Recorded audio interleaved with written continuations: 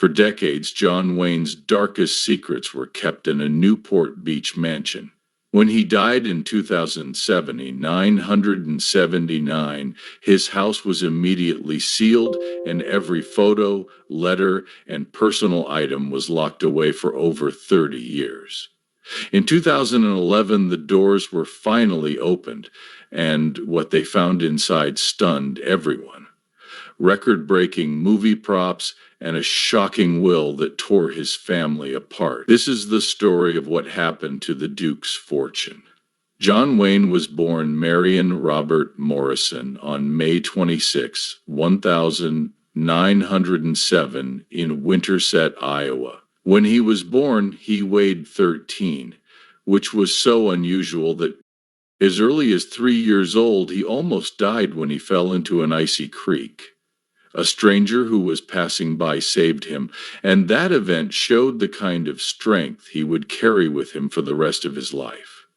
His name changed early on when his parents had another son and decided to name him Robert.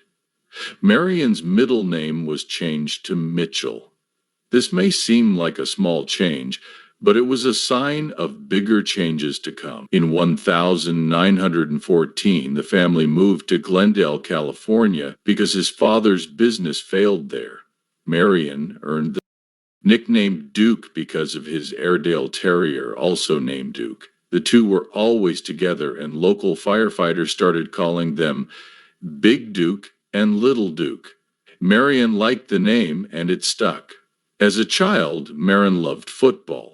In 1925, he got a football scholarship to the University of Southern California, where he studied pre-law and was a member of the Sigma Chi fraternity. But he hurt his shoulder body surfing and had to quit football. Losing the scholarship was devastating, and he thought his plans were over, but the accident led him to the path that made him famous. During 1927, he worked as a prop man and made $35 a week. It wasn't glamorous, but it got him his start in the business. His first role on film wasn't as an actor, but as an uncredited football player in the 1926 movie Brown of Harvard. It was during this time that he became friends with director John Ford, who saw something in him and gave him advice, even suggesting that he change his name to something stronger. After some thought, they chose John Wayne, a name that would become legendary. Wayne's early acting career was hard. From 1930 to 1939, he was in over 80 low-budget westerns, sometimes filming the whole thing. He barely made enough money to live on in just 2 days, and he often ate only one meal a day, which was a can of beans heated on a hot plate. By 1939, he was so down on his luck that he thought about giving up acting altogether. Everything changed with Stagecoach in 1939, though. The movie was a big deal, but it wasn't easy to cast Wayne. The studio wanted a famous actor like Gary Cooper, but John Ford insisted on Wayne, even threatening to quit the project if they didn't agree. In the movie, Wayne played the Ringo Kid, an outlaw with a strong sense of justice. His first scene became famous, with the camera zooming in on his face as he held a rifle.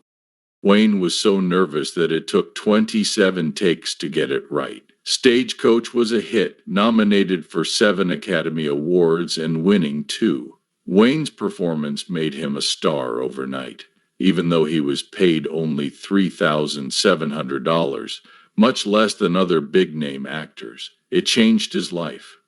After that, Wayne was seen as the ultimate Western hero, and he turned down parts in movies like The Maltese Falcon and High Noon because he didn't want to change his image. This choice helped him become a symbol of American toughness and masculinity.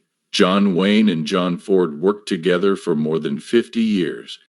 Ford gave Wayne a small part as an extra in the 1928 movie Mother Machree, but it wasn't until 1939's Stagecoach that they became stars. The two had a rough working relationship. Ford was hard on actors, and Wayne often got the short end of the stick.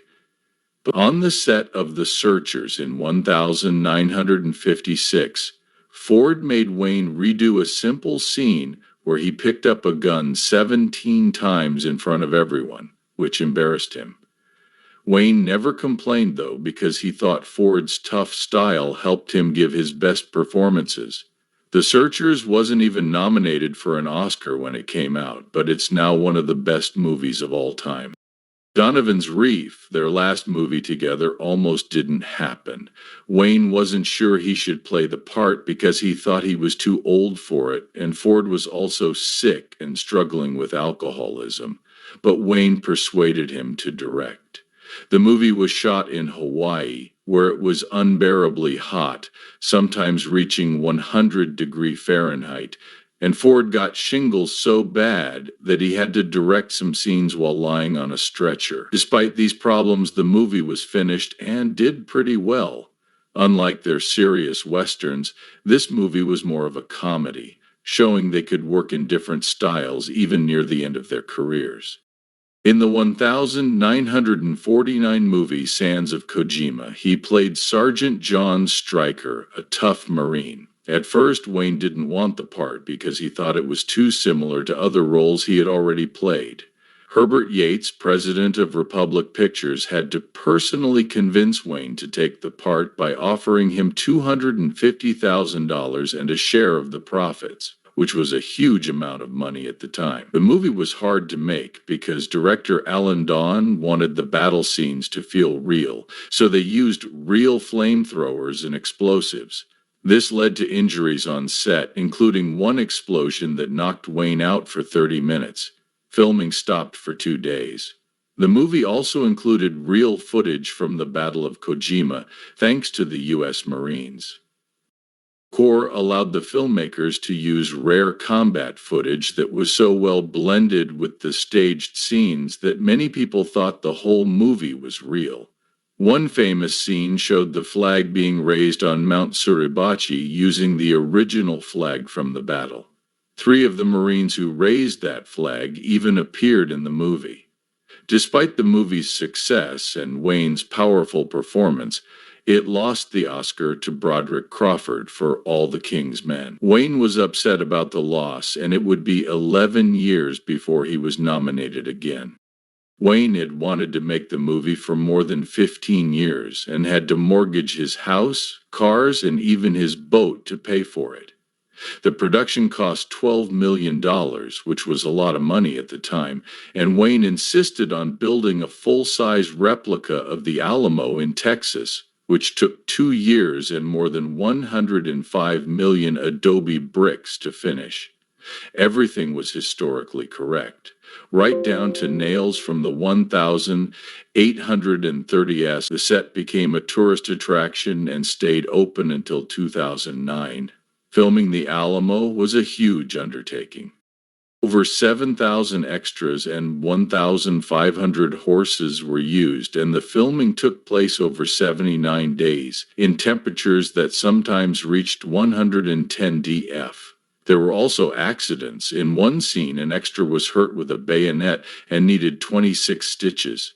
Despite the problems, Wayne refused to cut corners. When the movie premiered, it was a big deal with a parade and fireworks.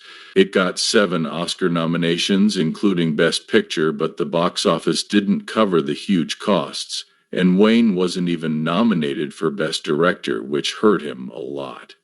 Still, the movie has changed the way people remember the Alamo story. 1970, Wayne finally won an Oscar for True Grit, in which he played a one-eyed U.S. Marshal. Wayne almost didn't take the part because he thought he was too old and was still recovering from surgery for lung cancer, but after reading the book, he realized it could be the role of a lifetime. Filming wasn't easy. It happened in Colorado, where the cold weather and high altitude were hard on Wayne's health. He had to use an oxygen tank between scenes, and Wayne's horse almost threw him off, tearing a muscle in his shoulder. He kept going to play Rooster Cogburn even though he gained weight and wore an eye patch that made it hard for people to see. People loved his performance, which was different from anything he'd done before. The movie made over $31 million and was one of his biggest hits. At the Oscars, Wayne accepted his award with the famous line, "If I'd known this, I'd have put that patch on 35 years earlier." He had the flu that night, but he refused to miss the ceremony. Some people thought Wayne's Oscar was more for his long career than for the role itself, and Wayne himself later said it felt like a career award. Rooster Cogburn became one of his most famous characters, and the movies. In his nearly 50 years of marriage, John Wayne had 3 happy and unhappy relationships. His first wife, Josephine Sens, married him in 1933, just as his career was beginning to take off. They had 4 children together, but Wayne's rising fame kept him away from home a lot. Things got even worse when he began an affair with actress Marlene Dietrich in 1938. Wayne tried to fix his marriage by taking Josephine to Mexico in 1943 to spend time with Dietrich, but it didn't work and they ended up splitting up in 1945. His second marriage to Esperanza Bauer was crazy and full of problems in 1946.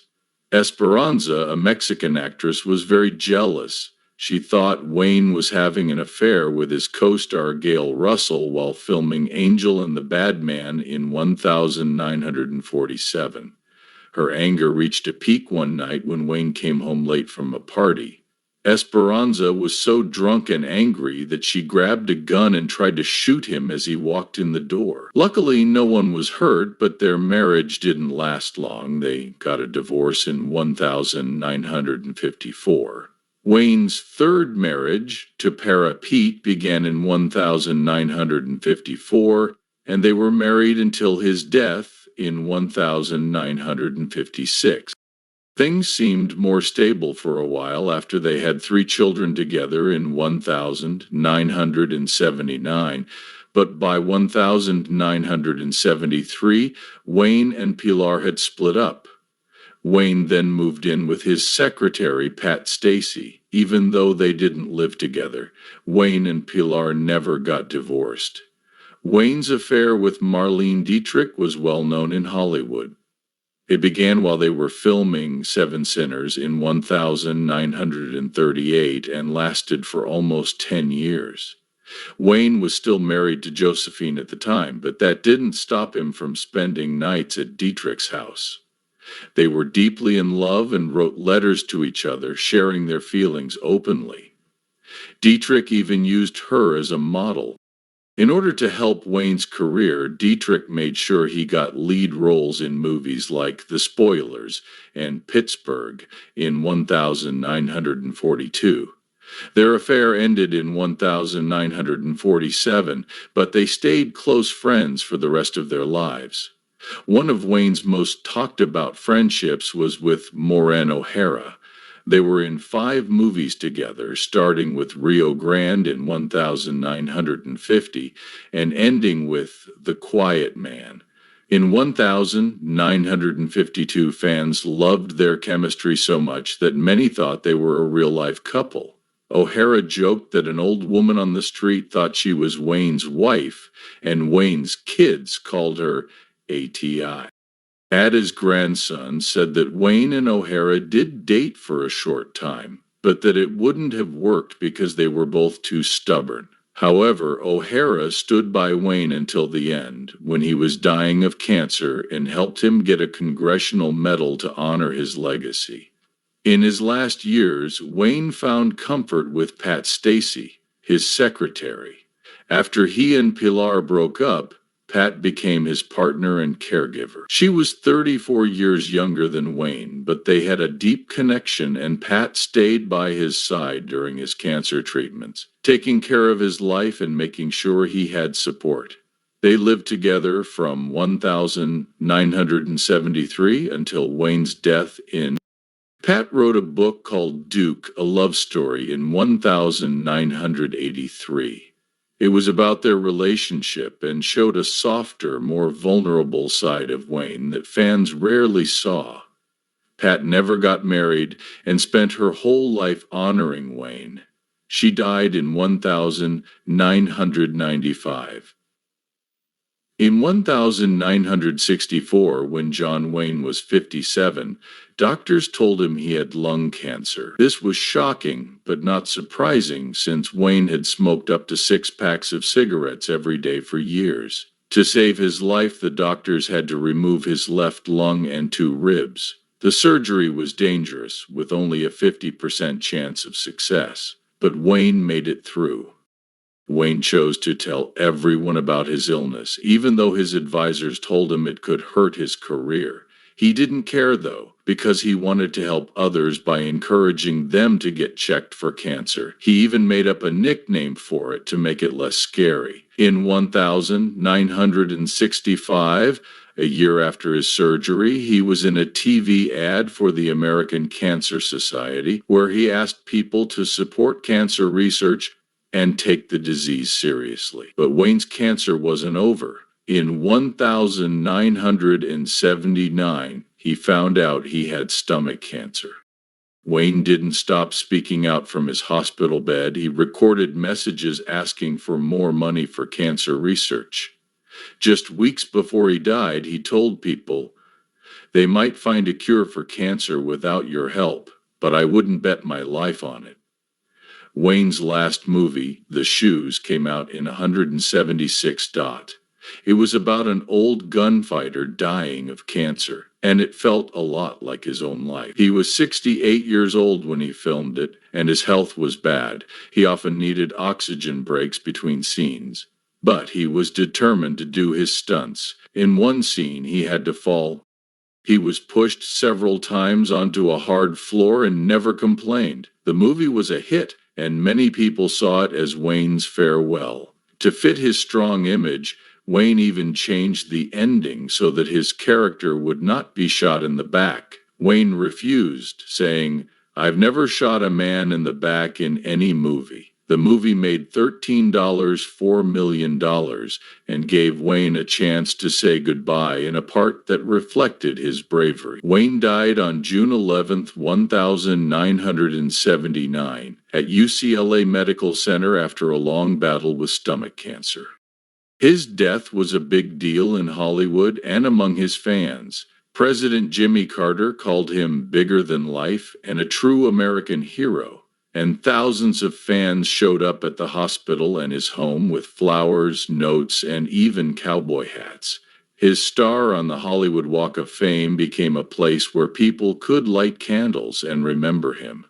Wayne's funeral was private, but later there was a public memorial so fans could say goodbye. It was shown on TV and millions of people watched. The U.S. Naval Academy made him an honorary member of their class of 1979, even though he had never served in the military. Wayne's family started the John Wayne Cancer Foundation in 1985 to honor his memory and carry on his fight against cancer. They wanted his name to always be associated with bravery and strength. The foundation helped start the John Wayne Cancer Institute, which became a leader in cancer research and came up with new treatments like a way to find cancer early, which has saved many lives. At the time of his death, John Wayne's estate was worth $6 billion, 85 million in 1979, which is around $25 million today. People thought his fortune would be much bigger because he was one of the highest paid actors of his time. This could mean that Wayne spent a lot of money or was very generous with his money. Not all of his assets were included in his estate either. For example, he sold his beloved yacht, Wild Goose, for $750,000 not long before he died. This yacht, which was once a World War II minesweeper, was a big part of his life, and its sale adds to the mystery of how much he really left behind. Wayne loved real estate, and his Newport Beach home was one of his most famous properties. He bought it in 1965 and lived there until he died in 1979. The house was on the water and faced Balboa Island. From the street it looked simple, but inside it was grand and fancy, just like Wayne. After he died, the house was sold for $5.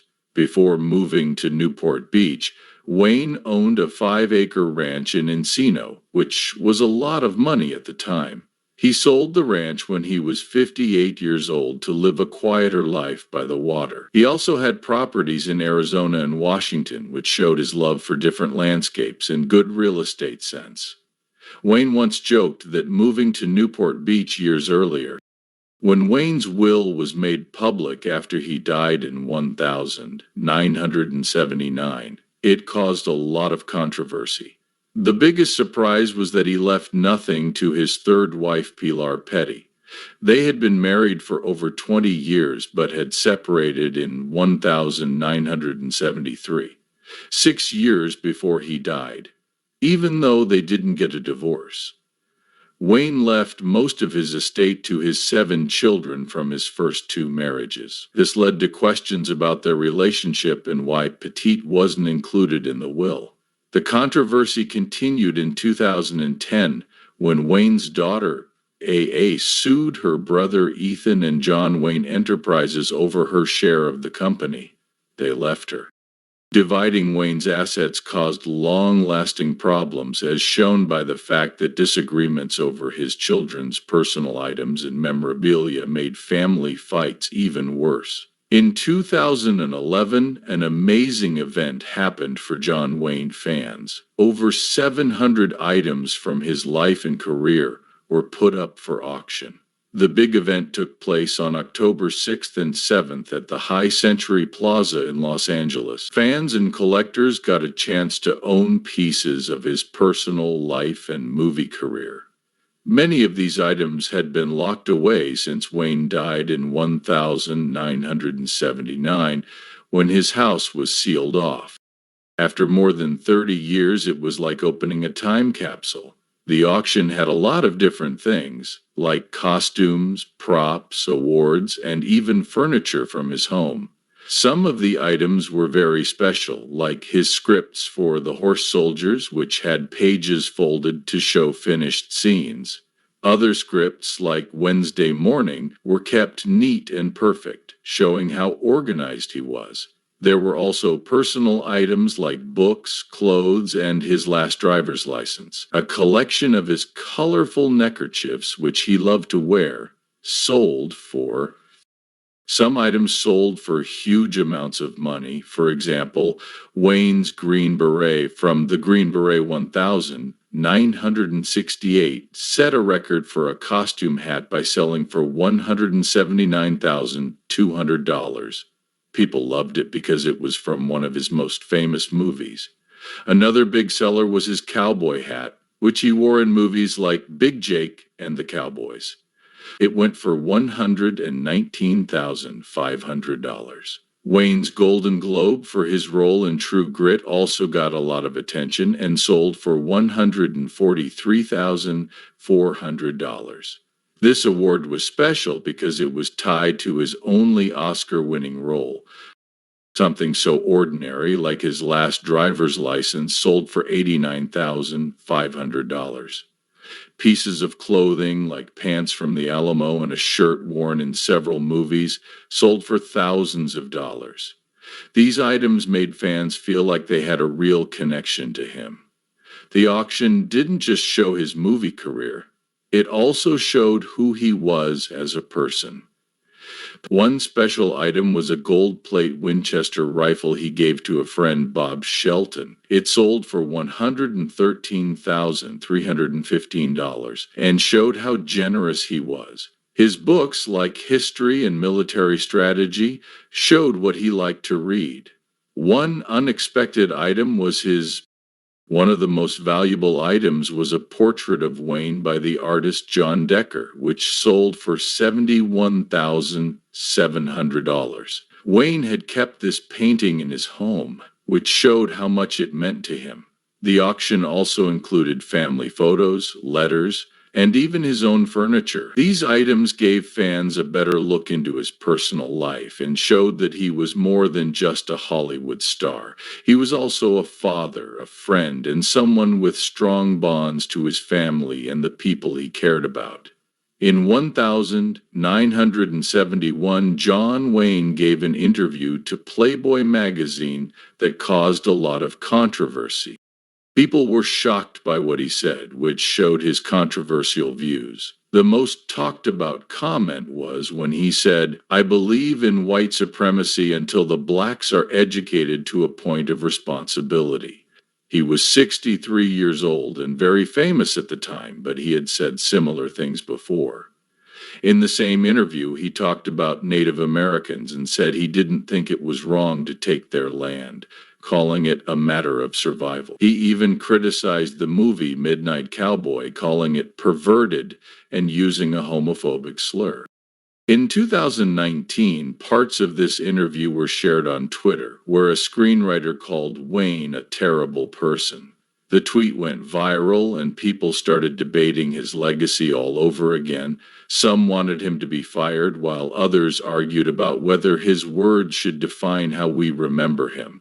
His comments, even after so many years, started big conversations about the responsibility of famous people and how their words can hurt. The controversy didn't just stay on social media, it also brought attention to things named after him, like John Wayne Airport in Orange County, California. The airport got its name in 1979, but by 2020, it was going to change its name to.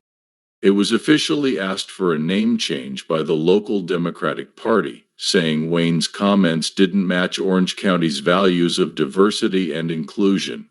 Orange County used to be a very conservative area, but it's changed a lot. It's become more diverse and politically competitive, with Democrats winning all of its congressional seats in 2018. Some people thought keeping Wayne's name on the airport sent the wrong message to minority communities, while others, like Wayne's son Ethan, defended him.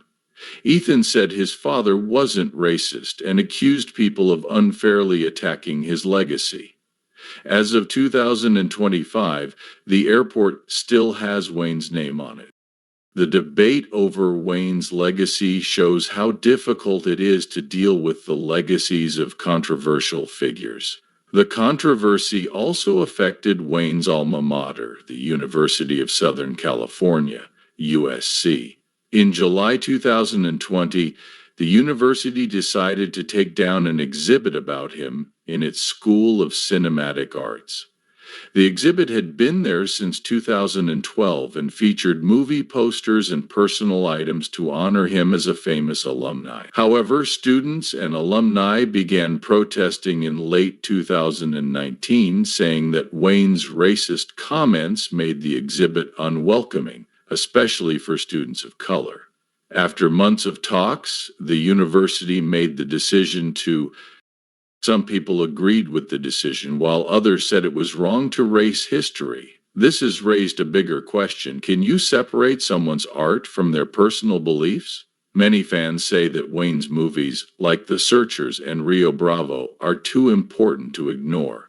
They think that you can still enjoy his work while condemning his views.